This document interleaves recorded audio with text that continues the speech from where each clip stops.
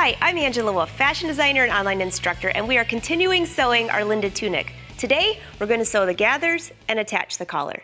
So the pattern pieces that you're going to need are the front and the back, which you've already attached the placket, so there's your front, 2 yoke pieces, and 2 collar pieces.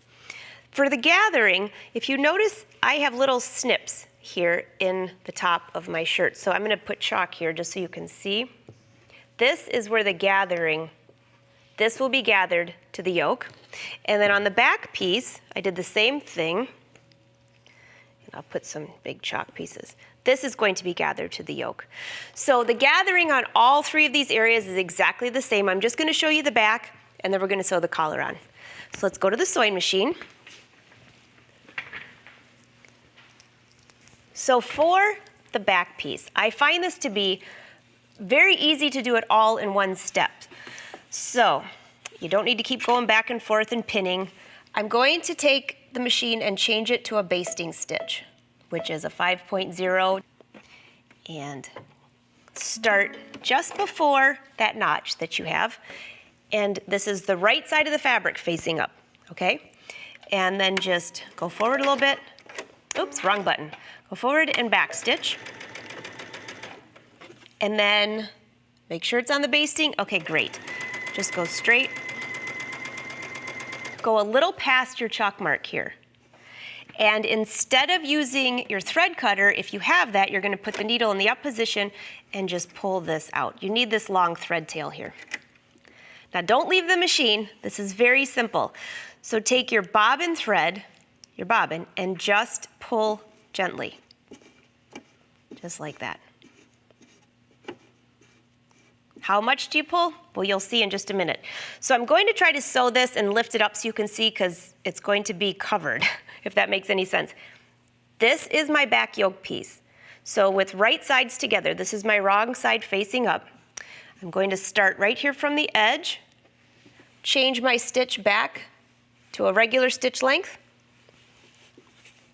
Center position is what I prefer, and this pattern has a 1/2 inch seam allowance, so I'm just going to stitch, back stitch, and now I'm just going to hold my fabric right before that gathering starts and just stitch. I can feel that gathering with my fingers, so I'm stopping with the needle in the down position. The next thing I want to do is take my fabric and start here at the back side, so I know that that matches. And I'm just going to grab 1 pin to hold this in place. This rayon challis is a little slippery, and if you're using silk chiffon or charmeuse, that's really slippery. So this will help you a little bit. And then I'm going to line up a little bit more here and put 1 more pin. Okay. So here you go. This is my basting. You can see that, my gathering. And if you might notice, that's only about 1/8 or 2, like 1/4 of an inch barely in there. So this is going to be covered up. So here we go. Go ahead and stitch, and I'm going to make sure that those gathers are all in place, if you can see that. And then take the pins out and go ahead and stitch to the end. So my basting stitches are going to be covered up. I might have gotten that off just about 1/4 of an inch, but that's what happens when you do it live, right? Okay, so let's see what we have. And there's my gathering. I will cut those threads, obviously. Those are my basting, but that's how easy that is. And then I will gather the front 2 pieces here and here. So let's get moving on to the collar. The collar is pretty simple. I actually cut my collar just a little bit longer than the pattern. Again, I like to have a little bit extra. It's just a personal preference. So, with the right side of the garment facing up and your collar facing down, you have to picture it's going to look like this. I'm going to start just on the edge here. And the collar is a 1/4 of an inch seam allowance. I'm going to stitch, and then we're going to go around. I think I'm just going to pull this out on the machine. It makes it a little bit easier to maneuver. There we go. Now the collar can fit right around the edge. And I'm just going to stitch this collar right to the right side of the garment. And if you just hold this in place, you can get around the curve quite easily. One thing I might have forgotten to mention is that I've already sewn both of my yokes in place. So there was 2 yokes. The inside one covers up the raw edges. You don't have to use that if you're using a sheer fabric, but I'll get more into that on a later lesson. All right, and let's get to the end and back stitch. So the outside of the collar is in place. Make sure there's no puckering. That looks fine. And I'm going to just show you how to take this in place. You don't need any pins. I'm just going to start at the end using 1 pin to hold it. Let's see here. I'm going to do this part slowly. It's like this. Take this piece and fold it inside. So what you have here is I'm sandwiching this inside of this collar, just at the end. So I'll put a pin there, so I'd need more hands to show you. Okay, so that's folded inside. So I'm stitching on the exact same stitch line that I just had, just on the bottom edge and then around. So I'm just gonna do half of the collar so you can see what this looks like. So again, this is stitching in the exact same place that I just stitched, except both of my collars are right side together. And I can feel, I'll use this pin so you can see where this pin is. That's the edge of my collar. And when I get there, I'm just going to put the needle in the down position.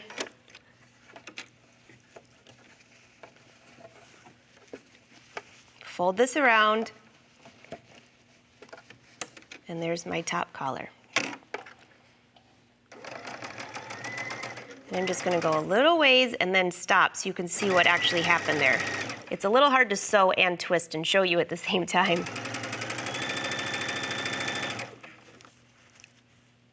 A little bit further.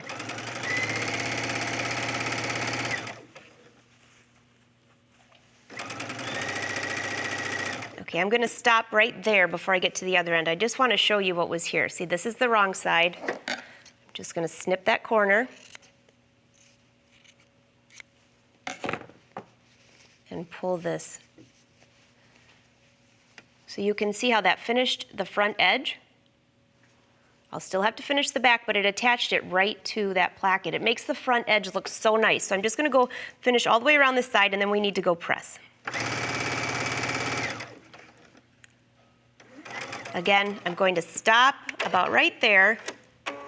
Oops, I didn't mean to cut. I keep hitting the wrong button. I'm going to slide this into the inside and stitch. I'm trying to keep my hands out of the way here.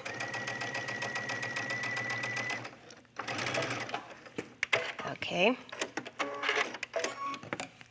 Again, I told you I cut my collars a little bit longer just because I like to have the extra. You don't have to do that. If you don't, you just pin and you make sure it lines up. So this is what I have so far. This would be if I didn't attach that bottom part. So now turn this to the right side out and tuck under your placket. So again, this is the edge of my collar. That was my previous seam here. I'm going to line those 2 up and just stitch a little ways. It just makes the end of your collar look nice and finished. And I'll just go a little ways. And now we're going to go press. So up here, make sure I cut enough of that out. You'll want to go through and trim the edges so they're about 1/4 of an inch or less. Stick my finger in there. Before I flip over my collar, I'm using a point press to press the collar seams open. This just makes it, if you have your collar, you don't want the seam to stick to the outside. Give a little steam. And I'm just going to do a little bit of this, but I think you get the idea. You're going to do it for the entire collar, though.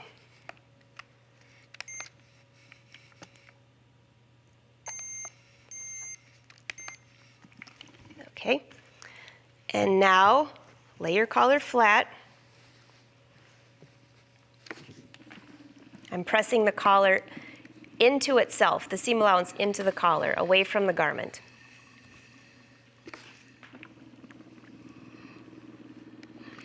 All right, and the last thing is to take your collar now, and because I pressed that seam open, Notice how it can curl to the back here. It's curling towards the inside of the garment. If you have any problems with that, you can understitch it, and that will help. And then just tuck your seam allowance under, press, and use a tailor's clapper. There you go. And give a little more pressing. Now, I'm not going to do the whole collar, but you're going to do it for the entire collar. That's the inside, this is the outside.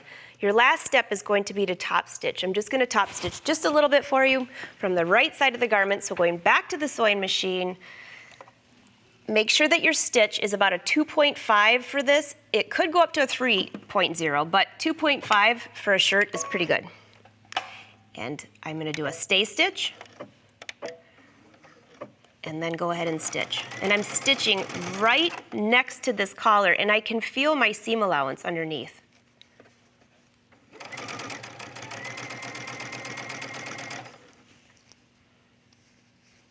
All right, I'll go a little bit further.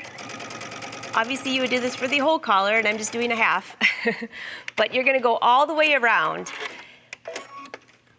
And this is what the outside of your collar will look like. This is what the inside looks like. I'm using contrasting threads so you can see it. So let's go back up here and take one more look. When you're finished, so we gathered the front to the back. We gathered the front to the back yoke. I sewed those together. There's my gathering here. And this is the part I wanted to show you where the inside, this was the second yoke that covered up all those seams.